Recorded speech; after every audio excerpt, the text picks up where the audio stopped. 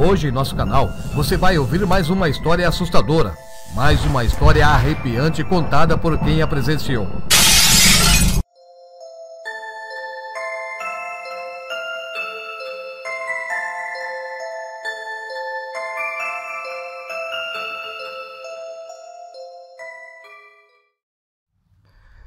Na região de Ourinhos, mais precisamente nas proximidades da antiga estação de trem que ligava São Paulo ao Paraná, durante um verão de sol escaldante, um grupo de meninos, ao sair de suas casas após o almoço, foram caminhando ao lado dos trilhos até chegarem num refrescante riacho nas terras de uma fazenda, e em suas margens havia muitas goiabeiras.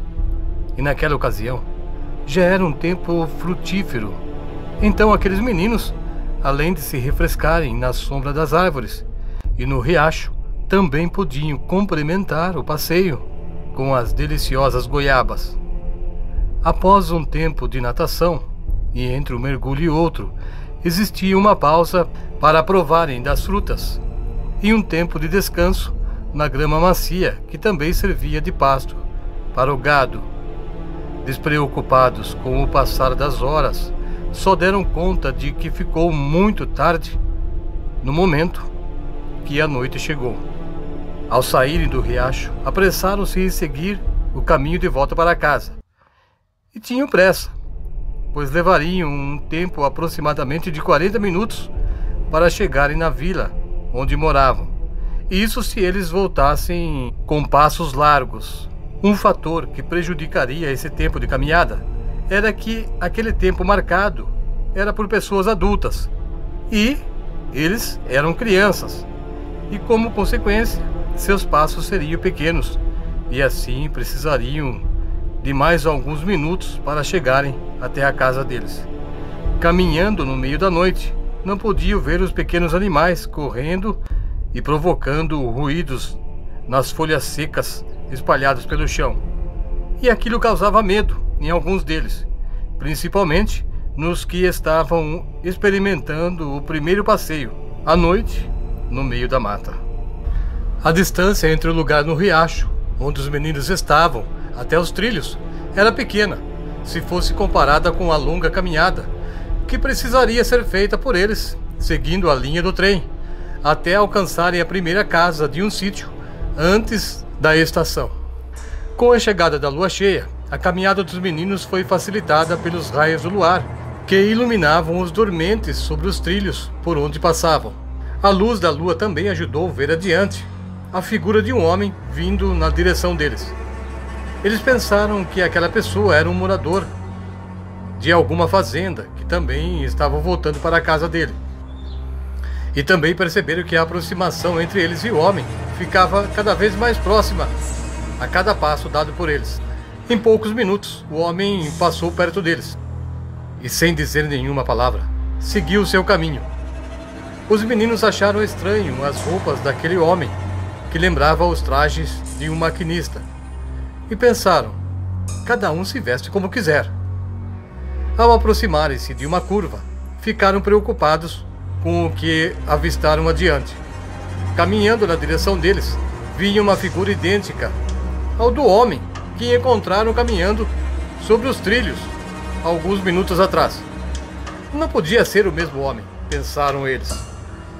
Mas por que outra pessoa também estaria vestida com as mesmas roupas de um antigo maquinista? Perguntavam-se entre eles.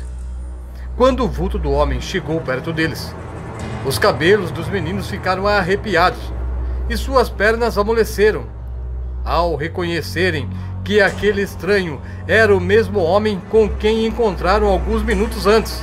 Havia somente um diferencial naquele segundo vulto: é que ele caminhava como se seus membros estivessem quebrados. Quando viram aquilo, os meninos pararam e o homem continuou vindo na direção deles. E no momento que ele chegou e ficou entre os garotos, que se dividiram, ficando alguns de cada lado dos trilhos, o vulto daquele homem deu um gemido horrível e depois ele caiu sobre os dormentes e desapareceu. Ao verem aquela cena, os meninos gritaram e, assustados, saíram correndo e só pararam quando suas pernas não aguentavam mais dar nenhum passo. Em poucos metros de onde eles pararam, vencidos pelo cansaço, estava a estação, e sabendo disso, eles apressaram-se em chegar até ela. Então, em poucos minutos, após descansados, decidiram se apressar para se afastarem o mais rápido possível de onde estavam parados. Ainda com as pernas trêmulas, devido ao medo que estavam sentindo e também pelo cansaço, os meninos retornaram à caminhada, pensando que após chegarem na velha estação, eles ficariam livres daquela imagem assustadora do homem, que sumiu diante dos seus olhos e que até aquele momento continuava viva em suas memórias. Talvez, se aqueles meninos soubessem que o local onde eles estavam era um lugar assombrado, provavelmente não estariam ali durante a noite. Eles sabiam de um crime contra um funcionário da ferroviária que aconteceu há muitos anos, mas nunca passou pela cabeça deles que depois de muito tempo um fantasma pudesse aparecer na região, nas proximidades da velha estação de trem. Na verdade, tudo o que eles queriam era encontrar logo uma luz acesa na primeira rua após saírem daqueles trilhos. E lá ficariam mais aliviados e poderiam seguir calmamente para suas casas. Para o alívio de todos, ao chegarem na vila, viram o pai de um dos meninos dentro de um bar. Eles entraram e foram contar ao homem o que tinha acontecido com eles. Depois de ouvir a história narrada pelo filho, e a dos outros também, o homem, que já se encontrava meio embriagado, convidou um amigo dele para irem até a linha, verificar quem estaria lá, aplicando susto nas crianças. O seu Joaquim, um homem idoso e dono daquele bar, aconselhou os dois amigos que não deveriam ir até os trilhos, pois o que estaria lá não era desse mundo. Ao ouvir aquilo, o homem embriagado soltou uma gargalhada e respondeu dizendo que não acreditava na história que os mais velhos contavam, inclusive naquela que o seu Joaquim estava falando, sobre um fantasma de um antigo maquinista que aparecia nos arredores da estação do trem, e afirmava que se ele encontrasse aquela assombração, lhe daria uma surra com a fivela da cinta, fazendo-o desaparecer do local. Ao ouvir aquelas palavras, seu Joaquim balançou a cabeça negativamente e disse: "Você é quem sabe. Se quer ir, então vá." Depois que saíram, o homem embriagado quase caiu no degrau diante do bar, e isso se não fosse um amigo dele segurá-lo pelo braço. Enquanto os meninos voltavam para casa, o valente embriagado, acompanhado de outro descrente, seguiram na direção da estação. Sabendo a direção que os meninos disseram que viram o tal maquinista, os dois amigos, querendo bater no sujeito, que assustou as crianças, foram margeando os trilhos em busca do desconhecido. Enquanto caminhavam, faziam um xingamento tentando provocar a ira de quem estivesse escondido em algum lugar ali no meio do mato. Quando já estavam cansados de caminhar e sem encontrar ninguém pelo caminho, os dois amigos decidiram voltar. No momento que eles iniciaram a caminhada de volta, uma nuvem cobriu a lua e toda aquela região ficou envolvida pela sombra. Enquanto isso, no meio dos trilhos, apareceu um vulto de um homem, e aquele embriagado, pai de um dos garotos, aproximou-se do vulto e, gritando, perguntou se era ele quem estava assustando as pessoas que passavam ali. Aquele ser estranho não se moveu e nem falou nenhuma palavra, até que o homem embriagado puxou a cinta. E no mesmo instante que o homem levantou a cinta para bater naquele vulto, a lua apareceu novamente e os dois amigos viram que aquele ser era o fantasma do maquinista.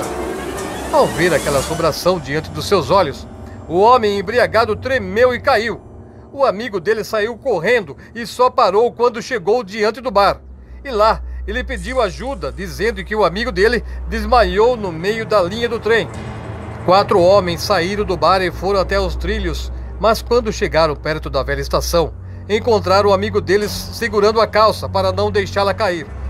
E ele disse que deu uma surra no sujeito que assustava as crianças. Quando perguntaram ao homem onde estava a cinta dele, O embriagado respondeu que bateu tanto no sujeito da linha que, ao sair correndo, levou a cinta enroscada no pescoço. Todos riram. Irritado, o embriagado gritou com os amigos dizendo: "Se vocês não acreditam, vão lá e vejam."